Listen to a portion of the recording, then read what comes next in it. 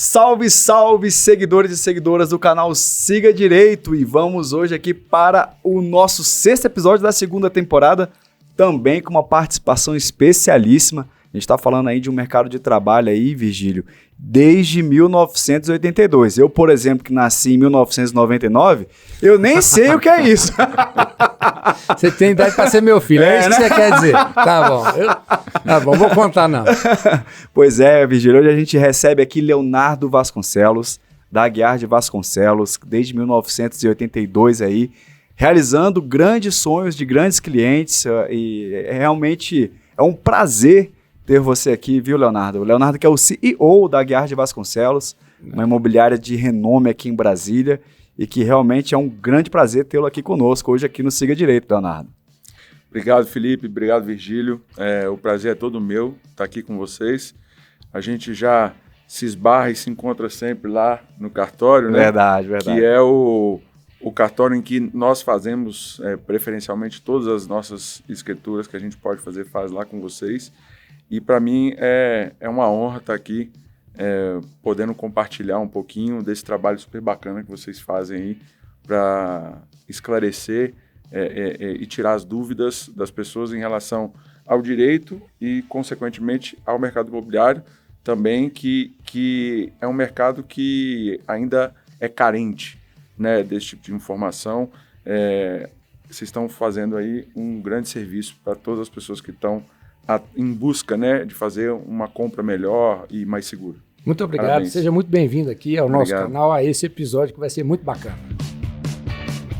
E é isso, antes de iniciarmos esse vídeo, é importante que você compartilhe, que você curta, ative as notificações da rede social, siga a gente em todas as redes sociais e fique sempre por dentro.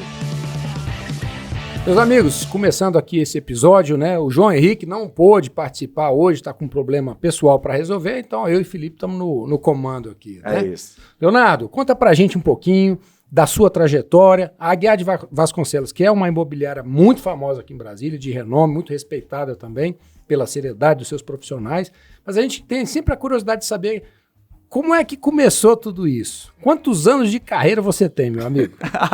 Sem falar a idade. Virgílio, eu até brinco que o pessoal, quando vê meus cabelos brancos aqui, acham que eu tenho, acho que muito mais idade do que eu realmente tenho. Mas eu estou no mercado imobiliário há 38 anos. Nossa. Desde o dia que eu nasci. Né? Porque a empresa foi fundada em 1982.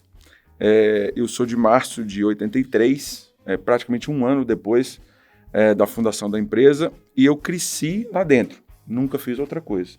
Sou formado em engenharia elétrica, mas nunca exerci, só mesmo formei e estou lá na empresa com a minha família, né, desde o início. Então, como é uma empresa familiar, era um assunto recorrente em praticamente todas as horas do dia. Né? Eu me lembro almoço, jantar, café da manhã, era sempre meu pai e meus irmãos falando de negócio, e a gente cresceu, eu cresci particularmente dentro desse clima familiar, né? E até hoje, praticamente todos os irmãos da família trabalham na imobiliária. E você perguntou como é que surgiu a imobiliária, né? Meu pai, ele está em Brasília desde 1959, um ano antes da inauguração da cidade, e teve aqui outras atividades. Mas a imobiliária surgiu quando ele rumou para o ramo de automóveis, né? Onde é a CVP hoje, lá em Taguatinga. Sim. Aquele terreno, meu pai comprou na Terra Cap, construiu o prédio, se chamaria Aguiar Veículos. Na hora de inaugurar, para variar, o Brasil estava passando por alguma crise, né? E ele gastou todo o dinheiro que tinha na obra do prédio, e na hora de comprar os carros, não tinha dinheiro para comprar o carro. Entendi. E aí foi foi o banco, né, ver alguma linha de financiamento, linha de crédito para carro, e na época não tinha linha de crédito para o mercado de automóveis. Entendi. Mas tinha para editora, para o jornal, né, e para a gráfica que ele tinha. E aí o pessoal do banco falou, olha, você pega para a gráfica e usa Para comprar carro. Mas meu pai nunca foi um cara muito adepto dessas artimanhas. Então, ele resolveu mesmo se desfazer da concessionária. Legal. E quando nós ganhamos a bandeira, ele era muito amigo do governador, do Aureliano Chaves, governador de Minas, né? Quando concedeu aí a bandeira da Fiat para a gente. E aí a Fiat, muito corretamente, deu a lista de todos os pretendentes que tinham após a gente, falou, olha, você procura um por um para que você ofereça a bandeira para eles. O primeiro nome da lista, esqueci o nome dele agora, mas era da madeireira São José. Eu lembro do meu pai falando sobre essa madeireira. E ele falou, agora a Fiat veio atrás de mim, agora eu não tenho dinheiro, eu quero. Mas ele falou assim, você quer?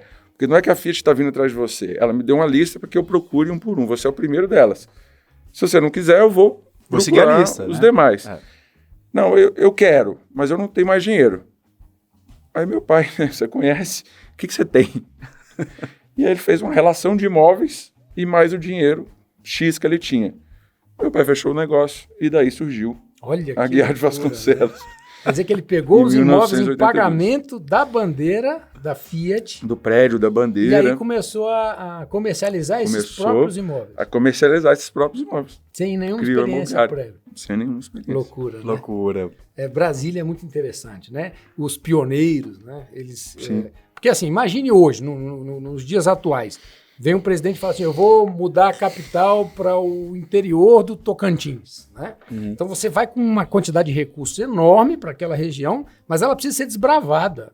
Perfeito. Então Brasília tinha muita, né? Tinha muito de oportunidade. O pessoal brinca aqui, né? Que hoje é a terra dos concursos, mas o pessoal brinca assim. Você ia perguntar informação no órgão público, o pessoal, não, vem cá, você está contratado. Eu só queria informação. Não, você está contratado. Você já... Perdeu a identidade, está contratado. Tá contratado. Virgílio, você falou isso, me lembrou de uma ocasião, também do seu Geraldo, né, do meu pai, que na época ele tinha gráfica, existia o setor gráfico. Na época só tinha Imprensa Nacional e Correio Brasiliense. Se eu não me engano, não tinha mais ninguém. Sempre foi ali, no SIG? Sempre foi ali naquela região? Ou era... Sempre foi ali. Sempre foi ali. E ele na gráfica, né, quando tinha gráfica, o jornal, começou a comprar terrenos ali. Na verdade, não é comprar, você ia lá na Terra Cap, tirava um pedido, né? E começou a comprar comprou dois, comprou três, comprou quatro, comprou cinco. Teve uma hora que ele falou assim, cara, se só eu comprar aqui, esse negócio não vai crescer. Ele começou a meio que obrigar os amigos, donos de gráfica e tal, a comprar os terrenos. Não, mas eu não tenho como. Não, mas você assina aqui. Assina aí. Você vai pagar desse jeito. É uma ordem de serviço aqui. E aí começou realmente a desenvolver o setor. Tem amigos dele que hoje agradecem mesmo, né? Porque ali mesmo no Capital Financial Center, era de um amigo dele que falou assim, cara, se seu pai não tivesse... Né, feito naquela época, a comprar. Hoje eu não teria feito um empreendimento que teria dado um super resultado. Então, assim, né? Eu cresci vendo isso, né? Essas histórias bacanas aí dentro de casa, imóveis que nós já vendemos 3, 4, 5 vezes, 6 para a mesma família. Um imóvel que era um terreno, virou uma casa, o cara comprou, derrubou, fez outra casa. A filha que casou ali e tal, teve netos. Então, você participar ativamente dessa história da cidade é muito, muito gratificante. E eu particularmente, falando, já que você tocou no assunto, eu particularmente sei a gente não vai citar nomes aqui, mas eu sei de grandes empresários aqui, por exemplo, que só trabalham com a Aguiar de Vasconcelos. Sim, empresários do ramo imobiliário. Do ramo imobiliário, é verdade, bem lembrado. Empresários do ramo imobiliário que quando querem realmente comprar um determinado imóvel, falam assim, eu preciso desse imóvel assim, assim, assado, mas tem que ser com a Aguiar de Vasconcelos. Mas também uma empresa familiar, que tem 39 anos praticamente, né, de existência, vai completar 40. É sinal de que é uma empresa séria. Ninguém permanece no mercado por tanto tempo sem ser sério, né? Porque o trabalho do consultor imobiliário, como a gente falou no episódio passado, né, com a Ariane, ele não é vender imóveis. O seu trabalho é encantar as pessoas, de fazer com que as pessoas sintam a emoção daquela compra, se beneficiem daquela compra. Tem que ser bom para o vendedor, tem que ser bom para o comprador, né? Entrar no imóvel e falar assim, poxa, esse imóvel pode ser meu, e esse imóvel será meu. Exatamente. Né? Assim, não entrar para ver, viu o imóvel, tá legal. É você mostrar assim, esse imóvel aqui pode ser o seu. Exato. Então, se você faz isso bem feito, né? Você, igual você falou, já vendi o mesmo imóvel 3, 4 vezes. Isso é sinal de competência, isso é sinal de que você conquistou aquele cliente de fato, né? Senão o cara vai, faz um negócio com você e some, nunca mais quer saber de você. E infelizmente a gente conhece, né, pessoas que já se decepcionaram muito com o atendimento que tiveram, porque perceberam que na verdade aquele profissional só queria receber a comissão e sumiu, né? Virgílio, é o que mais tem nesse mercado, né? Infelizmente. E eu complementando um pouco o que você falou, eu acho que é entender a dor daquela pessoa. Porque eu costumo dizer, até para minha equipe lá, que qual é o lugar mais seguro do mundo hoje? É a sua casa. Sem dúvida. Para onde você volta todos os dias depois da sua batalha diária. Exato. Sem dúvida. Cara, se você quer sair dali, tem alguma coisa que está te incomodando muito. E muitas vezes você não consegue tangibilizar a dor, né? Sim. Então, muitas vezes a pessoa chega lá pedindo A. Mas se você entende ela, você vê que ela quer Z. Uma Sim, coisa exato. totalmente diferente. Legal. Então você precisa perguntar, você precisa primeiro se interessar, né, de fato, pelo problema dela, né, pelo o momento de vida dela, pelo que ela está passando. A gente lida muito com imóveis no Lago Sul e a gente viu que a população do Lago Sul envelheceu. Né? Só fazer uma parte aqui, para quem não sabe, para quem não é de Brasília, o Lago Sul hoje é o bairro mais nobre do Distrito Federal, sim. né? Hoje não tem, eu acho que um lote lá por menos de 1,5 milhão, 2, né? Não um tem. lote vazio, né? Só que ele é um bairro muito antigo, ao mesmo tempo em que ele é um bairro nobre. E a população envelheceu. Isso. A Aguiar de Vasconcelos ela trabalha com todo o espectro de imóveis, mas ela tem também esse nicho que é tratar de imóveis de alto padrão, né, Leonardo? Sim. E como é que vocês estão vendo essa questão do envelhecimento, né? Porque é um bairro nobre, mas cujos moradores estão envelhecendo. Como é que tem sido isso? Está tendo muita troca de propriedade? Virgílio, é um ciclo, né? E a gente acabou de passar por esse ciclo.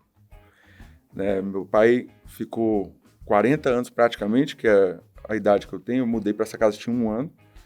E ele vendeu essa casa ano passado. Saiu de lá ano passado, no meio da pandemia. Então, Fizemos a escritura. exatamente. Felipe fez a escritura. O que a gente prega, né, com os nossos clientes, a orientação toda, a gente teve que usar ela dentro de casa dessa vez, né? E aí o nosso emocional fica aflorado. Do mesmo jeito que o do cliente fica. Exato. Então, assim, é muito importante você entender que aquela família, o que ela viveu ali não tem preço. Sim. É verdade. E o que a maioria das pessoas faz hoje, natural de uma cidade que está em desenvolvimento, a casa de 60 anos atrás, ela não tem a planta que a pessoa precisa hoje. Exatamente. Mudou totalmente. Mudou totalmente. Né? Padrão. Antigamente era um banheiro pro casal e um banheiro pro resto. 15 filhos. Né? Isso. E hoje... E uma piscina. Tinham casas muito grandes. Casas de 1.000 metros, 1.500 metros, 3 andares, não sei quantos quartos, e muito desnível, né? Sim. Hoje em dia não tem isso. Né? Então, o que as pessoas querem? Elas querem uma planta nova, natural. O terreno ficou tão caro que aquilo que está lá acaba... Não tendo valor. Não tendo valor. Né? Como é que você fala isso para a família? É terrível. Que os filhos que nasceram ali, que foram criados ali... Tem uma história. O imóvel tem a sua própria história, da né? filha que foi lá, o batizado do neto, que Disso aquilo tudo, né? simplesmente vai... Vamos passar uma patroa em cima. Aconteceu isso com a gente. A casa do meu pai foi pro chão. Verdade. Mas era natural disso acontecer e a gente sabia que ia acontecer isso. Mas mesmo a gente sabendo que ia acontecer isso... Dói. É difícil, cara. Porque você tem um apego emocional Você mesmo. tem uma história que sumiu, né? Legal. Então, você ter empatia para lidar com isso e você entender o timing da família, que muitas vezes a faísca, né, a mosquinha da decisão, ela começou a soar agora, mas vai demorar 1 ano, 2, 3, 4, 5, 10 para o cara efetivamente incorporar que aquela decisão é a decisão correta. Entendi. Né? Mudar o ciclo. Eu tenho uma história parecida na minha família. A casa da minha avó é do interiorzinho de Minas Gerais. Se chama Lima Duarte, a cidade bem pequenininha. Lima do Ar. E meu avô construiu aquela casa, certo? E é uma casa maravilhosa, linda, com aqueles... hoje chama de azulejo de demolição, não sei o quê, mas era o azulejo mesmo da época, né? De 1930 e poucos. Eu amo aquela casa. Minha infância se passou lá, da minha mãe também e tal, né? Memórias afetivas, né? Memórias afetivas, né? E são, acho que, 13 filhos. E aí decidiram, minha avó faleceu, meu avô faleceu, e aí decidiram vender a casa. Rapaz... Meu tio que ficou, que é o mais velho, ele é meio que o líder da família, né? A casa deve valer aí uns 450 mil. Ele falou, não, vamos vender. 1.800.000. É porque tem um preço embutido e um valor. Falou, eu não vou entregar a casa da minha mãe por um E como é que você explica para ele que não vale? Exato. Aí imagina o consultor imobiliário fala assim, não, essa casa vale no máximo 450. Você atinge o ego do cara. Você vai no coração do cara. Como assim, meu amigo? 450 mil? Vale muito mais. Vale muito mais. Mas ele pediu o valor alto de propósito para não vender. Todo mundo falou, não, o Fausto não quer vender. Teve o preço emocional também embutido. Como é que eles resolveram? Exatamente. Como é que eles resolveram? Uma das filhas comprou a parte dos demais e mora lá. Pronto. Apazigou os não anos. saiu da família. A casa da minha avó tá lá, entendeu? Mas eu entendo completamente isso. Cara, e ao mesmo tempo, o comprador não tá nem aí. Tá nem aí, ó. Não quer nem saber. Pelo contrário, ele quer... Teve um esses dias que falou pra mim, se você quiser levar a casa toda embora pra ela, pode levar. Mas você entendeu? É um então, desdém, né? E aí você no meio desse... Você lidar com isso é muito complicado. É verdade. Você tem que ter muito jogo de cintura, tem que ter muito tato, né? Pra você não ofender. Não, você filtra absolutamente essa coisa. Não, pra mim, estando lá ou não a casa edificada, não faz a menor diferença. Mas você Só explicar se isso... Se o comprador fala isso pro vendedor, o negócio dá errado. Acaba, não vendo mais pra você. Uma vez, a gente tava na mesa, eu, meu pai, o vendedor e o comprador. Era uma casa, inclusive, lá na Península, naquela indústria. E o comprador... O vendedor não estava vendendo a casa, estava alugando. E o comprador queria comprar uma casa na Península de qualquer jeito. E cutucando a gente, vai lá e tal. Botamos ele na mesa com o vendedor. E ele trouxe 1000 argumentações em relação à casa, para poder negociar preço e tudo. E o senhorzinho lá olhando e tal. E ele morava na mesma rua, porém em outra casa. Uma casa quase que de frente a essa.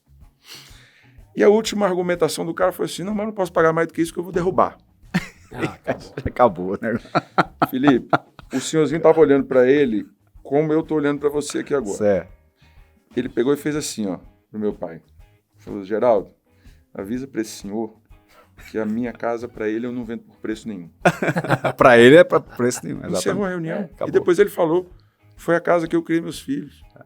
Meus netos e tal, e ele morava de frente, então tinha mais apego emocional ainda. Nossa, aí realmente. Então, geralmente quando a gente vai mostrar um imóvel, a gente orienta que o proprietário não participe, porque tem coisas ali que ele não vai gostar de ouvir. Exatamente. Exato. Quer ver outra coisa que fazem muito, né? É depreciar o imóvel para tentar chorar o preço, né? E ao contrário. Deve-se fazer ao contrário, porque, cara, o valor emocional que ele tem naquilo é tão grande que se você deprecia, imagina, você já criou antipatia com ele. Olha a dica aí de ouro aí pros colegas que querem vender e comprar Felipe, imóvel aí. Toda a proposta que nós fizemos em que o proprietário, em que o possível comprador deprecia, abre o coração, dá negócio. É mesmo. Olha aí. O que a Ariane falou na última entrevista aqui, que assim, pessoas gostam de pessoas e se conectam com pessoas. É isso, exatamente. Muito legal. Muito então, legal. assim, você falar bem, que você sentiu bem, que sua família, que era isso que você estava procurando, e etc. É claro que você tem que ser genuíno, né? Sim. Você não pode inventar isso para poder... Claro. Mas todas as vezes que a proposta foi feita dessa forma, conectou. Exato. A pessoa se interessou em vender para aquela pessoa que vai manter ou que vai ser tão feliz quanto ela foi naquele imóvel. Então, assim, se lidar com essas emoções, cara, é muito desafiante, mas muito gratificante ao mesmo tempo, porque você começa a ver que o que a maioria das pessoas foca é no produto. E o produto é simplesmente um meio. Né? O que a gente precisa focar realmente é na dor, no sentimento, o que aquele imóvel vai trazer de transformação para aquela família, né? Qual é o problema que aquele imóvel vai resolver daquela família? Às vezes é uma família que precisa de um espaço maior, de um espaço menor, e etc, né? O que aquele imóvel vai trazer de bem para aquela família, né? Então, eu sempre falo para os corretores, se você tratar isso de forma genuína, a comissão, ela vai vir cada vez mais, mas como consequência. Perfeito. Porque você se importou com uma vida, né? Sim. De uma pessoa, com um momento de uma família, né? Muitas vezes a gente não tem a dimensão do bem, né? Que isso faz para a pessoa. Então, a gente tem muito esse lema lá dentro da empresa. Muito legal. Leonardo, assim, agora falando dessa questão do emocional, do próprio emocional dos seus clientes, né? Que tem todo o imóvel, então, de uma certa forma, ele carrega um lado emocional. Perfeito. Né? Às vezes é o meu primeiro imóvel. Então tem um apego emocional. E agora falando de mercado imobiliário de alto padrão, que também é o nicho de vocês e que realmente domina ali praticamente como é que eu posso dizer? A ponta da picanha. Exato. O miolo da alcatra. O miolo da alcatra. Como lidar, sem contar o segredo, obviamente, mas como lidar com essas questões de emoções e valor mesmo, valor agregado ao próprio imóvel? Porque, como você falou, o imóvel ele tem um preço, mas tem também a questão emocional. Como é que vocês, sem contar o segredo aí, né, obviamente, mas como é que vocês lidam com isso? Porque vender imóvel de alto padrão, a gente está falando de preço alto. Sim. Felipe, é complicado, porque você está lidando ali com uma pessoa que ele não precisa daquilo que ele está comprando. Então ele tem tempo. Entendi. Ele leva a negociação, às vezes ela esquenta, às vezes ela esfria. Tem negociação que demora 6 meses, demora 1 ano, demora 1 ano e meio, 2, né? Porque você está lidando ali com algo a mais, né? E essa pessoa, ela é estudada, né? Ela tem cultura, ela tem conhecimento. Então, para você gerar valor, não só no seu serviço, mas naquilo que você está vendendo, você precisa aí, de forma definitiva, entender mesmo qual é a transformação que aquele imóvel vai trazer na vida daquela pessoa. Bacana, legal. Entendeu? É que nem um carro esportivo ou uma casa de 10, 15 milhões de reais. O cara pode morar numa casa de 5, ele pode morar numa casa de 6, de 8, que já é uma puta casa. Exatamente. Né? Cara, por que ele quer de 5? Exato. Desculpa, por que ele quer de 15? Né? Você entender todo o contexto que leva ele a fazer essa compra é que vai te dar ali o pulo do gato para você vender. Porque se você simplesmente for oferecer para ele um produto e ele colocar na ponta do lápis, não fecha a conta. Verdade. Aí eu me lembro de uma história que você já me contou do Rolls Royce, né? Da questão do relógio, não foi isso, Virgínia? Sim, uma propaganda de 1930 e alguma coisa, uma propaganda do Rolls Royce, na área de copywriting, que eu gosto muito dessa área, tenho estudado um pouquinho sobre isso, né? Quando você vai vender um carro desse nível, né? Um carro que custa, sei lá, 500 mil, 700 mil reais e tal, não é o banco de couro que vai convencer o cara, entendeu? Não é produto. Não é o produto. Não é acessórios. Aí o que usaram como argumento para fazer a propaganda do Rolls Royce? Ele falava assim, o motor dele é tão silencioso que a 80 milhas por hora você vai ouvir o ponteiro do seu relógio. Então você transfere a emoção de dirigir um carro naquela velocidade ouvindo o ponteiro do seu relógio, ou seja, um carro silencioso. E transporta o consumidor, né, o possível comprador, para aquela sensação. Perfeito. Então, é isso aí, né? Um imóvel de altíssimo padrão, como você falou, 5 milhões, 8 milhões e 15 milhões, a diferença não é tão absurda, né? Entre a qualidade do imóvel. Exato. Todos são imóveis de primeira qualidade e tal. O que vai ser a diferença? Qual vai ser o ponteiro do relógio? Qual vai ser a emoção que Qual você vai vai ser o ponteiro do sentir relógio?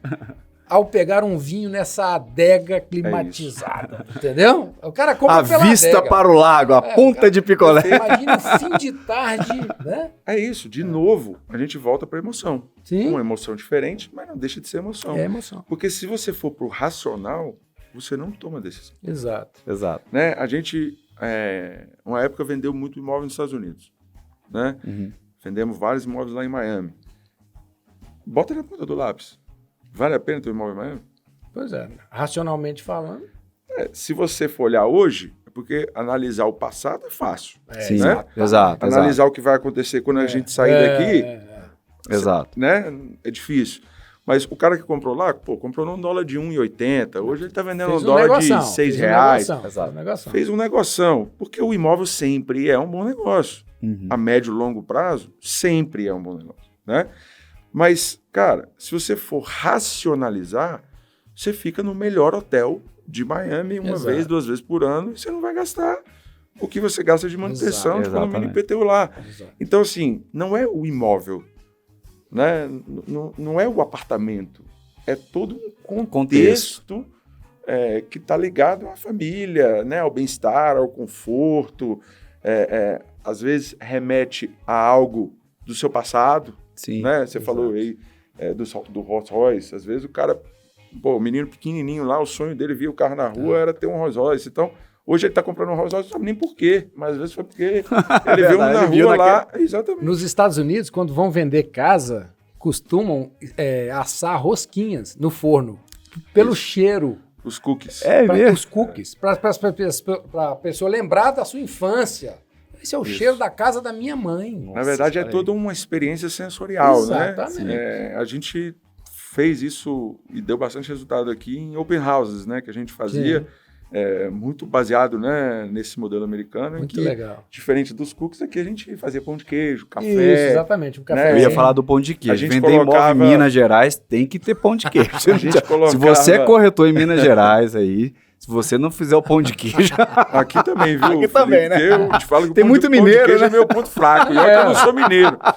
Mas a gente colocava, assava pão de queijo, fazia café, colocava toalha na beira da piscina, porque às vezes o pai ia com um filho pequeno, e a gente sabe, eu tenho filho pequeno, você quer ver ali, o menino tá brincando. Bota um pula-pula para as crianças. Tinha ali uma toalha para o menino tomar banho de piscina, uma pessoa para olhar. Então era assim, trazer mesmo...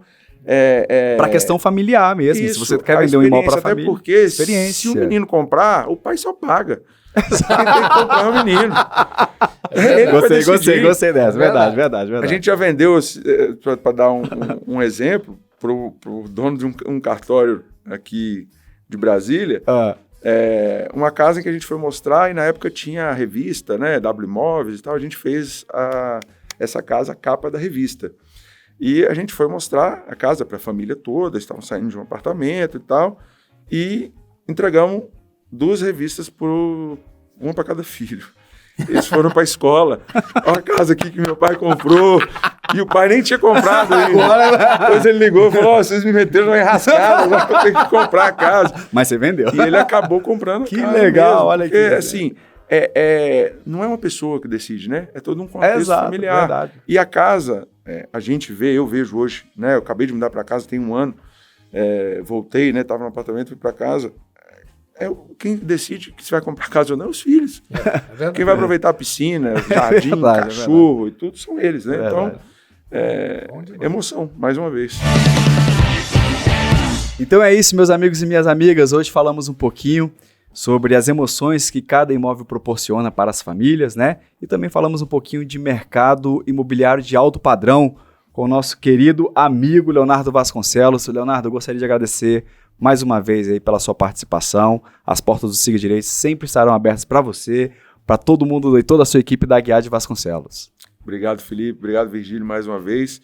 Mais uma vez, parabenizar vocês, né, pela iniciativa do Siga Direito e agradecer mesmo por estar tendo a oportunidade de falar um pouquinho sobre a Aguiar de Vasconcelos, um pouquinho sobre esse mercado que a gente tanto ama, né? E deixar um recado aí para os demais corretores de Brasília, para os colegas, que encarem essa profissão não como um bico, né? Não como algo a complementar renda, mas sim como uma profissão que vai dar o sustento da sua família e não só isso, vai lhe proporcionar momentos impagáveis, né? Porque eu acho que quando a gente faz uma venda, a gratificação é tão gratificante que é o que a gente falou, o dinheiro é só consequência, né, de um bom trabalho. Então, era mais para dizer isso para os colegas encararem o trabalho, né, a profissão de corretor de imóveis como realmente uma profissão. Te falo, só fiz isso minha vida toda, tenho 38 anos, e tudo que temos hoje, família toda, veio desse mercado, né? Então, dá para fazer. Muito bom, Leonardo, muito obrigado. E como o Felipe falou, a hora que você quiser voltar, vai ser um prazer te receber aqui no Siga Direito.